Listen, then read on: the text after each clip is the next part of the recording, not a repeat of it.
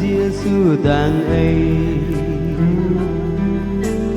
bốn lùi cơ gran rằng Giêsu rei ô bốn thơ trong tờ pli linh làng bốn thơ trong bơi choang lâm tê đàn âu bốn lùi cơ gran rằng Giêsu tang ấy Grazang Yesu rei ô bố tơ trong tơ pli linh là bố tơ trong bơi choang làm tê đất âu ôi bê nó sâu vãi chê chú ôi bê chú sẽ có lãng vân hỏi bé thơ trong gió vẫn cờ Giêsu Christ lấy na lu băng cực lại làm tơ nâu mình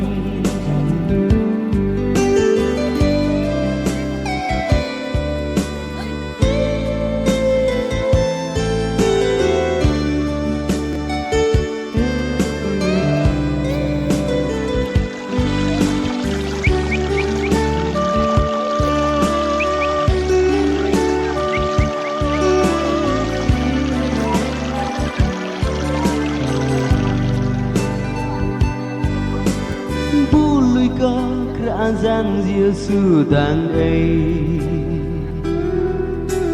bốn mươi cơ Grazang Giêsu rei ô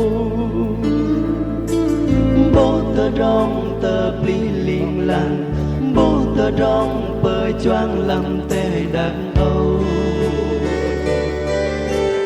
bốn mươi cơ Grazang Giêsu tang ấy rằng Giêsu rei ô bố tơ trong tờ pli linh làng bố tơ trong bơi choang lâm tê đất âu ôi bê nó sư vãi chê chú ôi bê chú sẽ tơ lãng vân rồi bé thơ trong gió vẫn cờ Giêsu Christ lấy na lu băng cực lại làm tơ nâu mình ôi bê nó sẽ vãi chê chú ôi bê chú sẽ tơ lãng bân rồi bé thơ trong vẫn cờ Giêsu Christ lấy na lu băng cực lại làm tơ nâu mình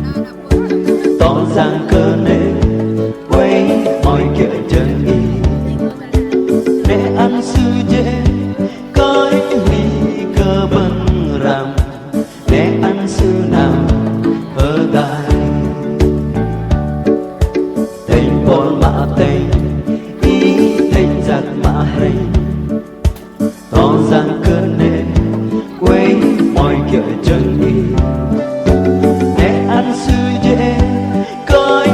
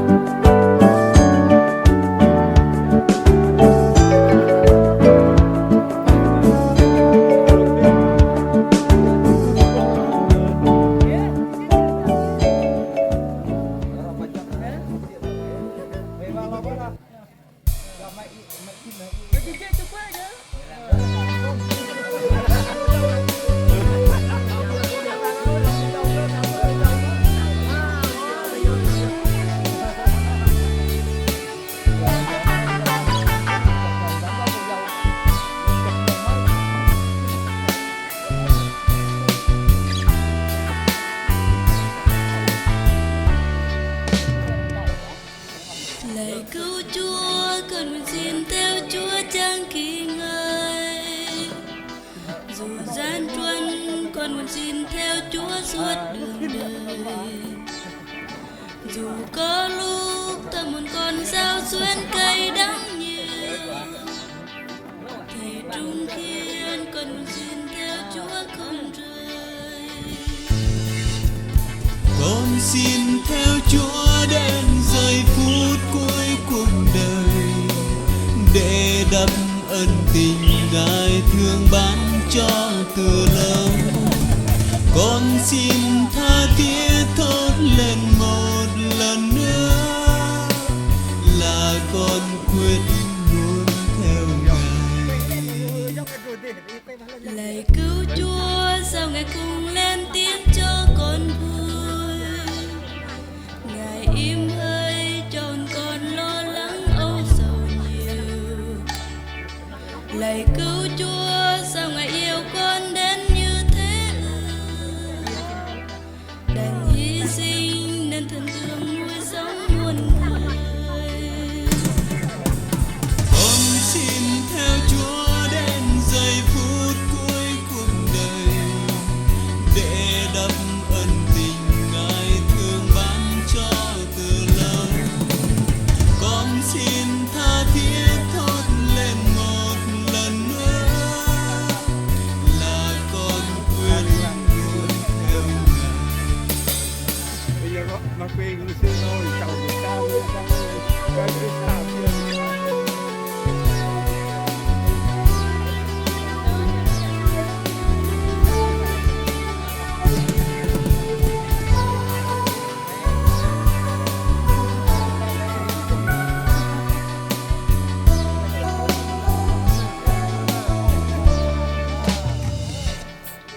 Lạy cứu Chúa, tâm hồn con thao thức suốt cánh thâu, chờ mong sao như đàn này khao khát nước nguồn trào. Lạy cứu Chúa, xin Ngài thương mau đến thăm viếng con, vì con đây đang hoài mong Chúa đến thăm hồn. Con xin theo Chúa đến giây phút cuối cuộc đời, để đắp ân tình Ngài thương ban cho từ lâu. Con xin tha thiết thốt lên một lần nữa là con quyết luôn theo Ngài. bỏ đi cái Lạy cứu Chúa, xin Ngài thương ban phước cho con luôn. Dù ra sao cùng với ơn Thiên Chúa ban đầy tràn. Dù thất tin nhưng bên tâm tin Chúa luôn thứ tha. Tình Cha thương, ôi tình thương cùng bên cùng bờ. Con xin theo Chúa đến giây phút cuối cuộc đời, để đắp ân tình Ngài thương ban cho từ lâu. Con xin tha thiết thốt lên một lần nữa là con quyết luôn theo Ngài. Con xin theo Chúa đến giây phút cuối cuộc đời, để đắp ân tình Ngài thương ban cho từ lâu. Con xin tha thiết